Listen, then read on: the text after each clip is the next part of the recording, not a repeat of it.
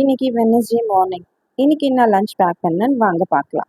முருங்கைக்காய் போட்டு சாம்பாரும் எக் ஃப்ரை தான் இன்னைக்கான மெனு. பருப்பு கூட மஞ்சள் தூள் 2 பூண்டு சேர்த்து இந்த மாதிரி ஒரு கொதி வந்ததும் ஒரு சொட்டு எண்ணெய் போட்டு நீங்கள் விசில் போட்டிங்கன்னா தண்ணி எதுவும் ஸ்பில் ஆகாது.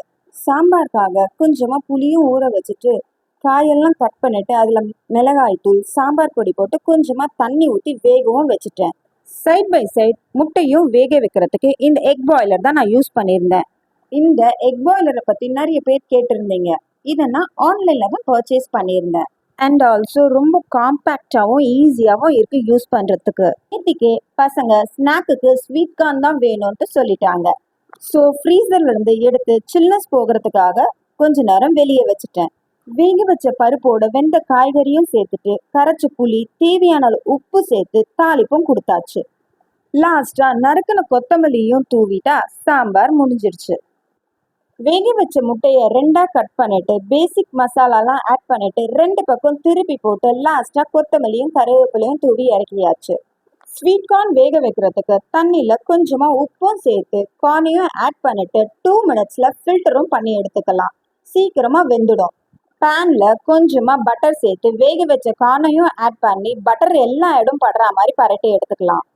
இதில் நறுக்கின வெங்காயம், கொத்தமல்லி, பெரி பெரி பவுடர், சாட் மசாலாவும் சேர்த்து 2 ட்ராப் லெமன் ஜூஸையும் ஆட் பண்ணி மிக்ஸ் பண்ணிக்கலாம். சூப்பராக இருக்கும் இதோட டேஸ்ட்டு. இன்னைக்கு பிரேக்ஃபாஸ்ட்டுக்காக நான் பாஸ்தா தான் பண்ணியிருந்தேன்.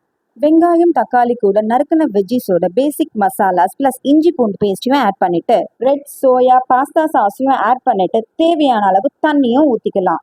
நல்லா கொதிச்சு வந்ததும் வாஷ் பண்ண பாஸ்தாவையும் ஆட் பண்ணிட்டு தேவையான அளவு உப்பும் சேர்த்து மூடி போட்டு ஒரு விசில் எடுத்துக்கலாம். வெந்த பாஸ்தால லாஸ்டா பெரி பெரி பவுடர், சாட் மசாலா, லெமன் ஜூஸும் சேர்த்து மேகி மசாலா பவுடரையும் ஆட் பண்ணி இறக்கிடலாம்.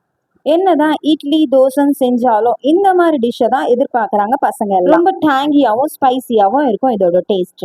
பசங்களுக்கு பேக் பண்ண லஞ்ச் பாக்ஸை பார்க்கலாமா? இன்னைக்கு நெய் போட்ட முருங்கைக்காய் சாம்பார், சைட் டிஷ்க்கு எக் ஃப்ரையும், ஸ்நாக்குக்காக மசாலா ஸ்வீட் கார்ன். நாளைக்கு வேற மெனுவோடு உங்களை பார்க்குறேன். பாய்.